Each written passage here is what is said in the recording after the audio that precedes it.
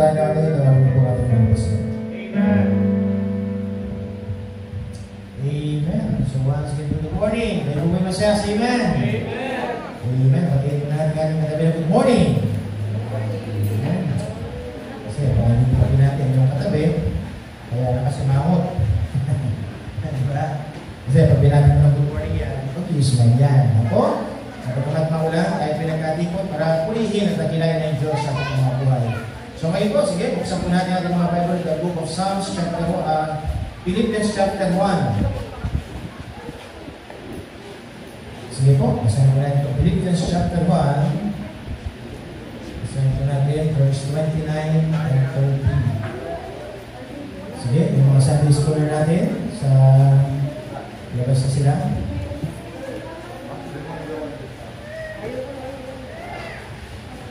Philippians chapter 1. Sige po, forward na lang tayo yan. Yes na tayo sa active farm kasi wala tayong nagkakit pang sa harapan. Sige po, so dito na po tayo. Sabay-sabay natin basahin ang Philippians chapter 1 and verse number 29 and verse number 30. Basahin po natin, verse number 29. Ready? Begin. For unto you it is given in the behalf of Christ not only to believe on Him, but also to suffer for His sake. Verse 30. Having the same complete which He saw in me, and now here to be in me. Kaya kung lahat ngayon yung muhot, and online, let's pray. Maraming Diyos, tila sa lahat. Ang po, Diyos, ilang po ulit nagpapasalamat sa panibagong pagkakataon na pinagkaroon niyo po sa buhay po ng bawat isa. Nakapita kami po, O Diyos, ay nandito po sa pagkakuan ng biyaya. Na kami po, O Diyos, ay lumalapit. Ipapakumaba at aming nilin ng dalangin na patuloy niyo po kaming kilusin. Patuloy po kayong mahusap sa pamagitan po na yung mga salita na mahayag po, O Diyos, sa umaga po. Dalangin po, O Diyos, na bawat mga mananampalataya, patuloy kami po yung lumago sa ating spiritual na pananampalataya. Magbuga ng sagang po, O Diyos, patuloy po namin maunawaan ang mga privilehyo, mga privileges, Lord, na kayo po ay aming pinanggap at kami pinapabilang sa gawain po dito. Dalangin po, O Diyos, ay pumataas ang malakila sa ating pagpapatuloy. Bless you po, O Diyos, yung aming mga Sunday schooler sa umaga po dito. Kami dalangin sa pangalan ni Jesus. Amen. Amen. Please be seated now. So once again, good morning. At tayo nagpapasalamat. At tayo po ay hindi nagkakita. Sa biyaya po ng Panginoon, ako ay tayo balik nagkasama-sama. Ako, at kagaya po, ako na ang aming po ginawa, yung last Sunday, wala po kami.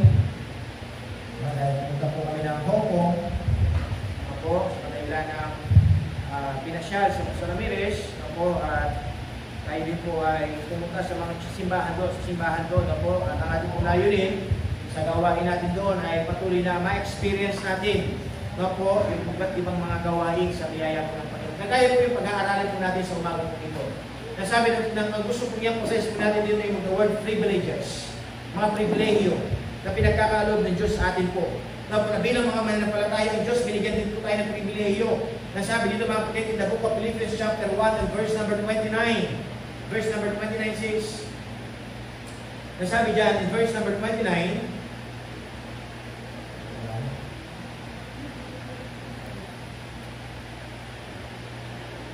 verse 29. For unto it is given in the behalf of Christ, not only to believe on Him, but also to suffer for His sake. Na po, na meron tayong pinagkaloob ng Diyos sa atin. Minsan kasi, nami-misinterpret ng iba, na po, ay, nag-iikot na ako sa Diyos, nanampalataya na ako sa Panginoon, okay na yun. Kapag akala ng iba, mga kapatid, na kapag ikaw ay lumapit sa Diyos, na kapag ikaw ay nanampalataya sa Diyos, naniniwala sa Panginoon, wala na magiging problema. Hindi po. Ang mga problema, ang mga pagsubok, hindi po nawawala. Lagi lang nandyan. Kaya sabi niya, mga kapatid, not only to believe on Him, hindi lang para maniwala, hindi lang para sumampalataya sa Panginoon, may kalugtong mga kapatid, but also to suffer for His sake. Higit, ikaw ay mag-is. Na po, alang-alang sa Kanyang pangalan. Tayo nakakaranas ng pagdurusa. Tayo nakakaranas ng mga kakulangan. Pero sabi ng Panginoon mga kapatid, kailangan kang makisama. Kailangan kang mag-is. Bakit? Kasi nga sabi ng Panginoon, hindi ka tinawag dito para sabihin natin paupo lang kung hindi. Dapat ikaw ay tinawag para magpatuloy mag-is sa biyaya ng Panginoon. Nang sabi ng Panginoon, yun ay privilehyo. Di ba nga ang Panginoon nag-iis sa krus ng Kalbaryo? Amen? Ang Panginoong Yesus, mga kapatid, binuhay niya yung Diyos. Ang Panginoong Yesus, bilatan niya yung hapdi na siya'y pinalo, sinaktan. So ngayon nasabi ng Panginoon, ikaw bilang isang mananampalataya, hindi ka ba pwede mag-iis para sa Diyos? Hindi ka ba pwede magbata para sa Panginoon? Kaya sabi ng Panginoon, nakakalungkot, maraming mga mananampalataya, no po, na hindi sila nakakapagpatuloy. Bakit? Kasi hindi na naunawaan yung tinatawag na pribilehiyo. Na ngayon tayo tumanggap kay Kristo. Na ngayon tayo tumanggap, naniwala, nanampalatay sa Panginoon ng ating Panginoong Yesus sa buhay natin. Nang sabi ng Panginoon, merong mga pumasok sa atin, kaya entitle natin sa umaga po ito, mga kapatid, entering into your privileges. Tayo po pumasok sa mga pribilehiyo na pinagkaloob ng Diyos sa atin. Ano pong nangyari sa atin bilang mga mananampalataya, bilang tumanggap kay Kristo? Sabi po dito, mga kapatid, point number 1, what are the privileges? Yung una, mga kapatid, ano naging pribilehiyo? Ano nangyari sa atin? No po? Basahin yung mga natigin. Tayo naging anak ng Diyos. Anak kayo ng Panginoon. Kaya dapat tayo maging magalak. Kaya dapat tayo maging masaya. Why? Because we are called the sons of God. Tayo mga anak ng Diyos. Tayo mga lingkod ng Panginoon. Kaya dito mga kapatid, 1 John chapter 3 and verse number 1 and 2. 1 John chapter 3, verse 1 and 2. Yung mga verses natin ipapalabas natin kasi 1 John chapter 3, verse 1 and 2, sabi niya, behold, what manner of love the Father hath bestowed upon us, that we should call, sabi niya po dito, be the sons of God. Kasi niyo po mga kapatid, nakikita niyo po dito sa ating Biblia. Mga po, nasabi niya dito, tingnan natin kung ano ba ang pag-ibig ng mga na pinagkaloob sa atin, na tayo tinawag na anak ng Diyos. Therefore, the world knew us not, because it knew Him not. Pasilin niyo po mga kapatid, ang gusto mong pasilin natin ito yung word na tinawag kang anak ng Diyos. We are called to be sons of God. If you receive Christ in your heart, tapos tinanggap mo si Christ sa iyong puso, ikaw na ngayon ay tinawag na anak ng Diyos. Verse number 2, Beloved, now, sabi po dyan natin, Beloved, now are we the sons of God, and it doth not yet appear what we shall be. But we know that when we shall appear, we shall be like Him, for we shall be as He is. Kasi hindi ba ang pwede sa nila ng Panginoon? Sabi niya, mga minamahal, ngayon, tayo niya tinatawag ng anak ng Diyos. Na po, at darating yung time, tayo mag-a-appear sa Panginoon, na po, ang makikita natin ng Diyos, at makikita natin na kagaya natin siya, na ano? Di ba si Kristo ang anak ng Diyos? Tama ba? Kasi may pinagkat natin si Kristo. Naging anak din tayo ng Panginoon. Ang tawag po doon, inadapt tayo ng Diyos eh. The word adaptation. Inadapt tayo ng Panginoon. Nasabi ng Panginoon tayo naging tagapagmana sa langit. Bakit kasi tayo naging anak ng Diyos? Ano ba mga kapatid? John chapter 1 and verse number 12. Ito po nangyari sa atin nung tayo nanampalataya. Nung tayo tumanggap kay Kristo bilang ating tagapagligtas. Merong pumasok na mga pribilegyo sa ating mga buhay. And this is the first privileges. We are the sons of God. Ano sabi po dyan sa verse number 12? Basahin mo ha. Ready to begin?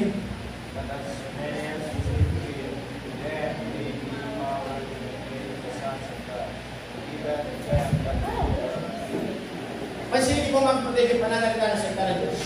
Ang sino man ang nagsitanggap, pansinin mo, but as many as received Him, to them give He power to become the sons of God. Ang sino man sa kanya na tumanggap, sila ay binigyan ng kapangyarihan na maging anak ng Diyos.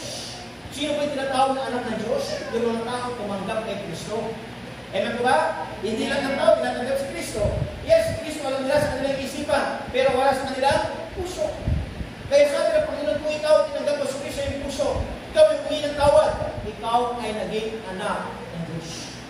Kaya sabi ng Panginoon, the first privilege na pinagkaloob ng Panginoon sa atin, tayo po ay naging anak ng Diyos.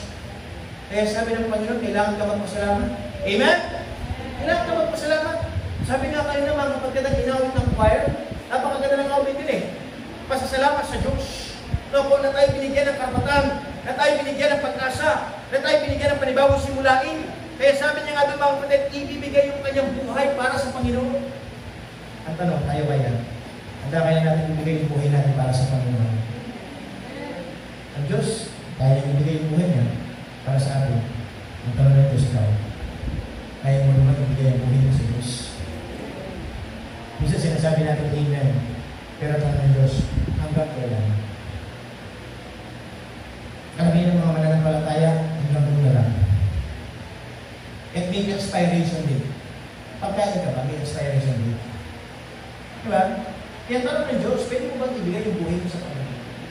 Ikaw ang anak ng Diyos. Kaya sabi ng Panginoon mga kapatid, makita natin, may pribileyo, pribileyo na tayo maging bahagi ng gawain ng Diyos. Na tayo dati, hindi naman tayo magkakakilala. Diba? Sabi ko yung devotion ko kapon, di man tayo magkakamag-anak, di man tayo magkakilala, pero nagkaroon tayo ng connection. Anong connection natin? Ang Diyos. Nagkaisa tayo dahil sa Panginoon. Kaya ang sabi ng Panginoon mga kapatid, magpatuloy ka sa iyong paglilingkod. Why? Kasi anak ka na ng Diyos eh. Ang anak po ng Panginoon nagsisimba. Amen? Amen. Ang anak ng Diyos naglilingkod sa Panginoon kasi nga, anak tayo ng Panginoon eh. Ang anak ng Diyos maawit. Amen? Amen. Maawit. Naglilingkod. Ang tawag nga dito sa pagkanta natin, voice of thanksgiving. Boses ng pasasalamat. Diba? Kaya tayo maawit. Ang anak ng Diyos na nanalangin. Nanalangin mo ba kayo? Sa simbahan lang tayo nag-pray. Pagdating sa tahanan, hindi nag-pray. Alam niyo ba, ang sabi ng Panginoon, dapat ang isang mananampalataya, laging nananalangin. Alam niyo ba yung laging nananalangin? Palagi. Naku, hindi lang isa kada araw. Palagi. Kasi as long na lagi natin kinakausap ng Diyos, nagpapatunay na tayo talaga nagiging malapit sa Panginoon. Kaya sabi ng Panginoon, you are to be His sons.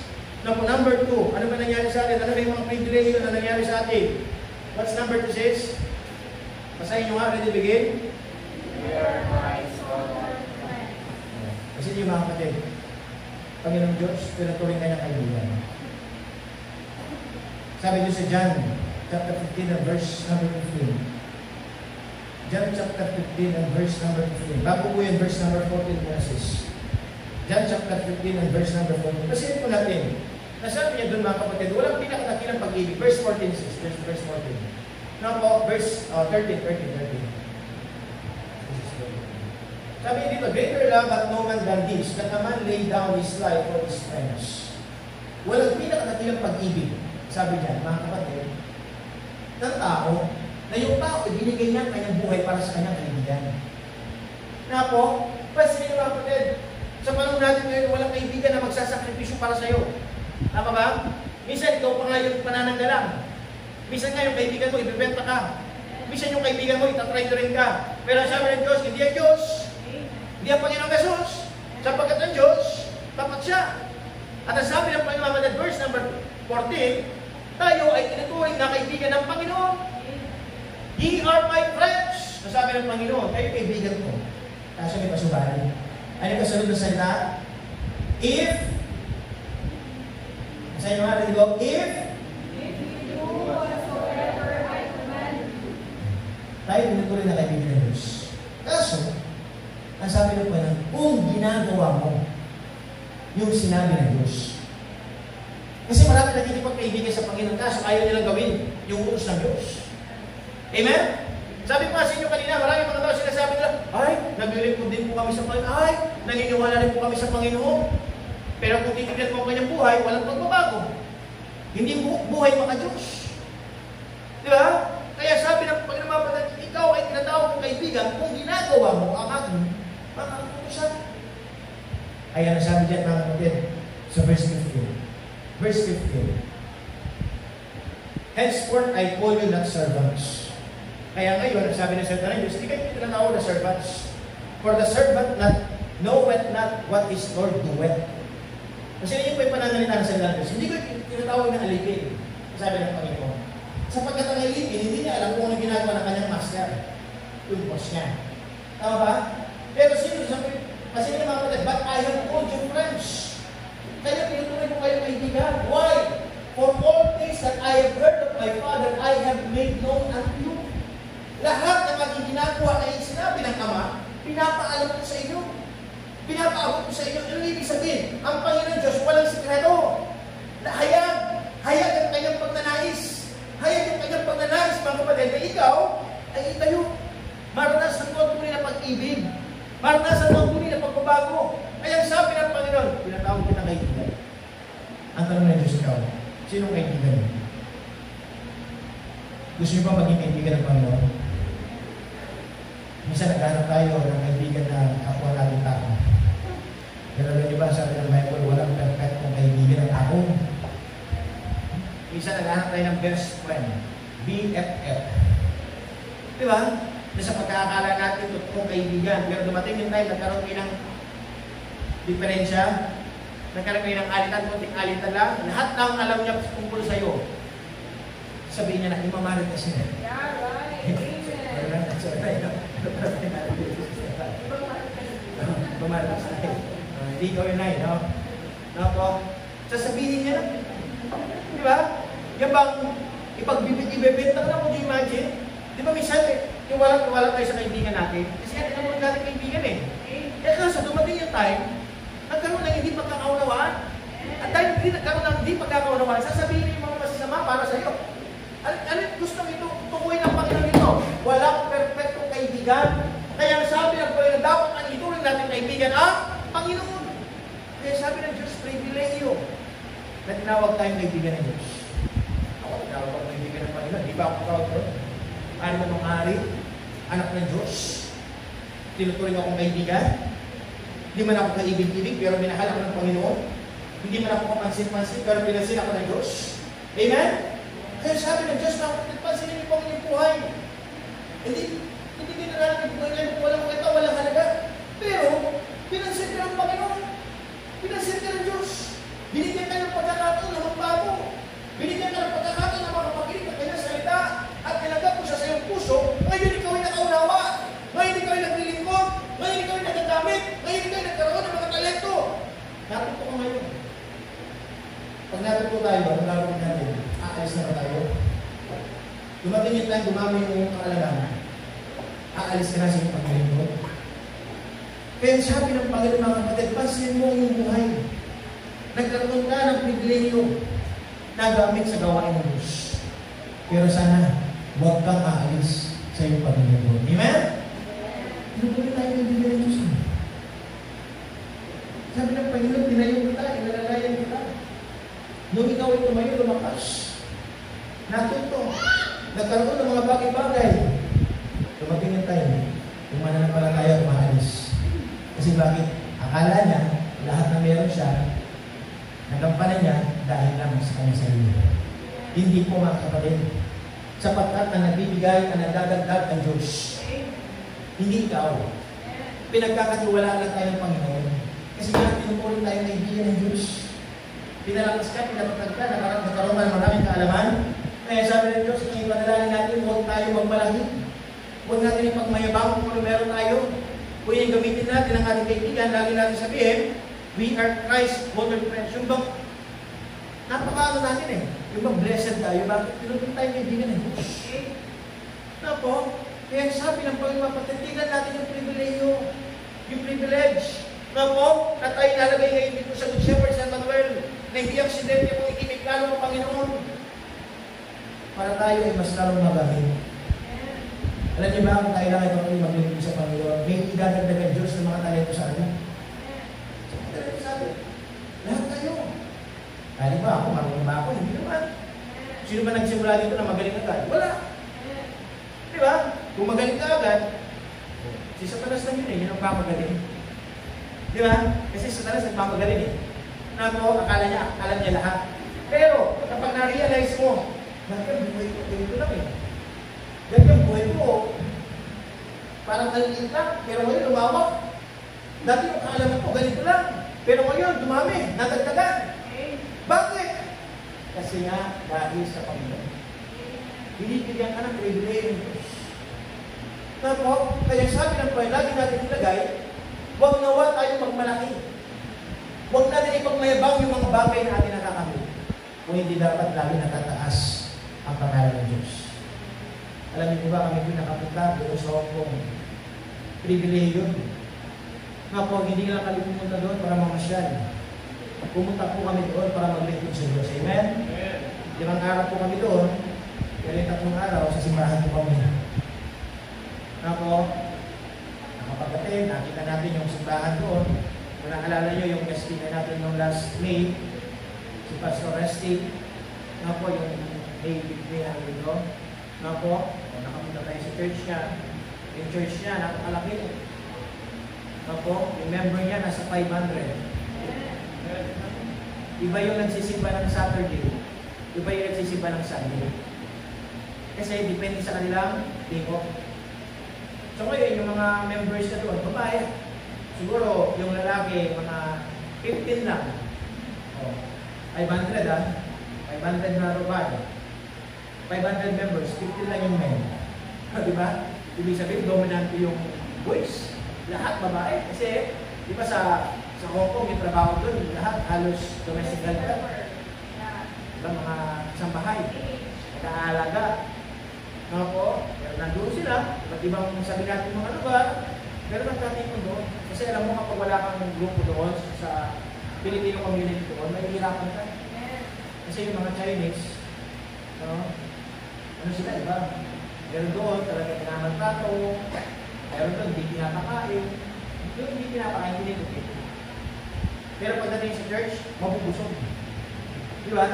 Kaya nga doon, kapag day off nila, talagang aalis sila sa bahay. Kasi pag nag-stay ka sa bahay, day off mo, butusan ka lang. Kaya umaalis sila.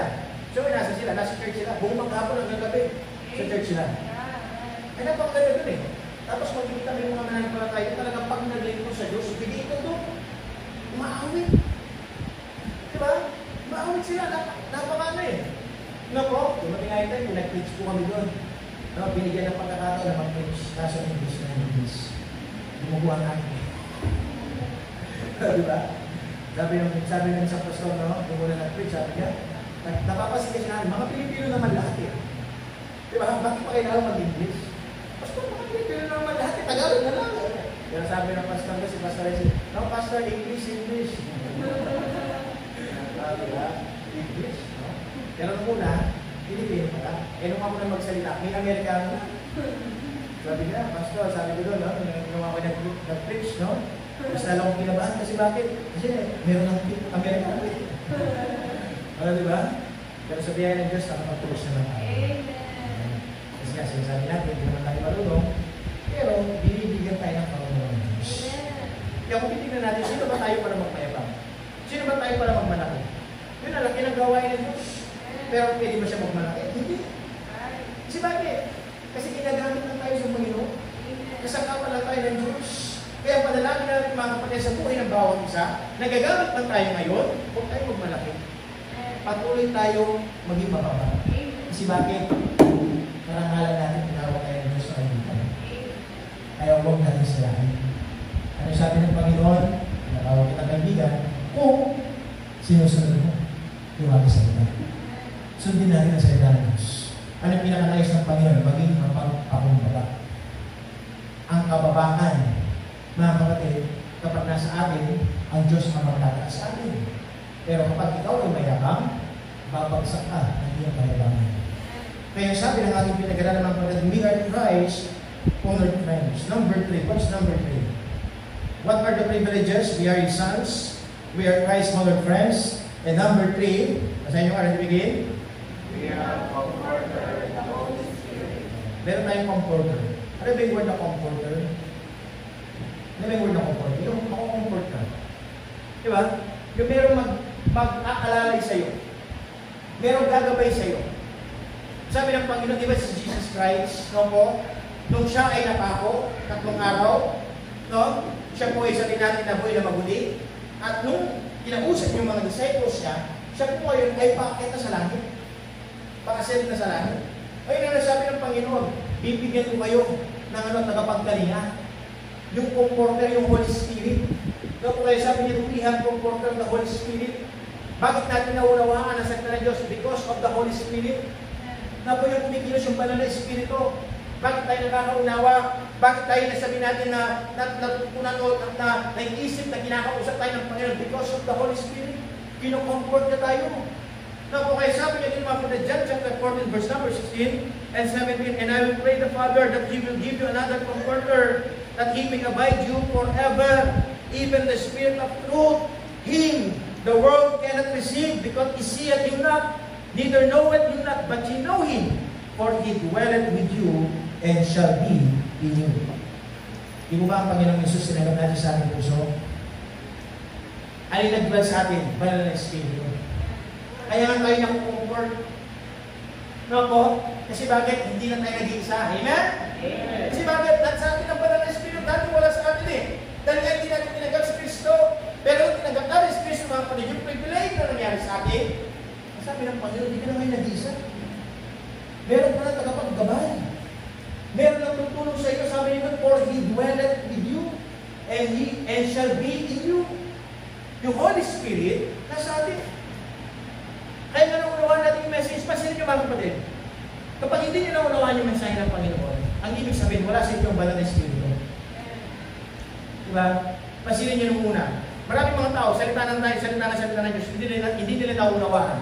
Kasi nga, hindi pa nila tinanggap si Kristo sa kanilang puso. Wala pa yung Holy Spirit. Hindi pa nila naunawaan. Pero nyo ba yung Bible, kahit basahin na nag-aral, attorney, engineer, doktor, kung wala naman ang Panginoong Yesus sa kanilang puso, hindi nila ito maunawaan kahit na magaling sila. Ano sasabihin nila? Ba't ganyan yung mga pananalita? Hindi ko naiintindihan. Diba? Pero tayo, di man tayo nag-aral. No po? Di tayo nag-aral na mataas na level ng antas. Pero dahil nasa ating yung banal na Espiritu, naunawaan natin. Bakit? Diba? Kasi ganito yan eh. Kapag pinanganak ka sa Amerika, hindi ka na kailangan turuan mag-English. Tama ba? Kasi English speaking na din. Ang ibig sabihin, kapag nagsalita ka ng English dun, makukunawaan ka niya na. Kasi bakit? Pinanganak siya sa Amerika. Tama? Pinanganak sa Chinese. Hindi ka natuturuan mag-Chinese doon. Diba? Pinanganak sa Pilipino. Hindi ka dapat turuan mag-Pilipino. Kasi bakit? Okay. Yun ang dialect eh. Yun yung language nyo eh. Di ba ba? So ngayon, bakit yung iba? Hindi nila naunawaan ang salita ng Diyos kasi hindi naman sila tagalangit. Amen? Ngayon, naunawaan nyo ang salita ng Diyos kasi bakit? Kasi tagalangit na tayo, tinagap na natin sa ating puso. Alam na natin yung lingwahe ng langit. Amen? Kaya nga naunawaan natin, bagamat hindi tayo marunong, bagamat hindi tayo edukado, pero naiintindihan natin yung pangungusap ng Panginoon. Bakit? Because of the Holy Spirit. Amen. Nasa sa atin. Yung ginagawa ng Diyos, pinapaunawa ang banal na Espiritu sa atin. Amen. Kaya pansinin po ninyo, pag kami nananalangin, ano yung hihingin natin? Banal na Espiritu kayo ng Panginoon sa aming kalamitan. Amen? Ano ibig sabihin? Siya yung nagpo-comfort. Minsan meron tayong mapapakinggan umaawit. Sa kanyang pagkanta, napapaiyak siya. Nakakita na ba kayo ng gano'n? Kasi bakit? Naramdaman niya yung angkal na eh. Nangusap sa kanya yung banal na Espiritu. Nako, minsan mga kapatid, sa pangangaral ko ng salita ng Diyos, kapag mag-pray na, naranasan niyo ba yung kayo napaiyak? Nako, kasi bakit nakita niyo yung sarili? Naramdaman niyo yung pag-ibig ng Panginoon. Nako, ay nananalangin tayo, kayo napapaiyak. Bakit? Kasi nangusap siya yung banal na Espiritu. Hindi ito palabas. Hindi drama. Amen?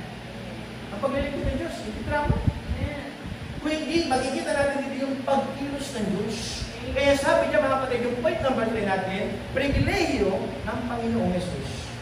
Tinanggap natin at binigyan tayo ng banal na Espiritu na siya nagpo-comfort, na siya pumikilos sa atin. Kaya sabi dyan mga kapatid, the word comforter means one called alongside to help. The Holy Spirit has been given to help us in every trial and circumstances. Nga po, ang banal na Espiritu, nandoon para tayo tulungan. Ano ba yan? Kaya sabi po ng point number 4. What's point number 4? Madali na lang po tayo. Say amen? Amen. Number 4, the Holy Spirit indwells us. No po, as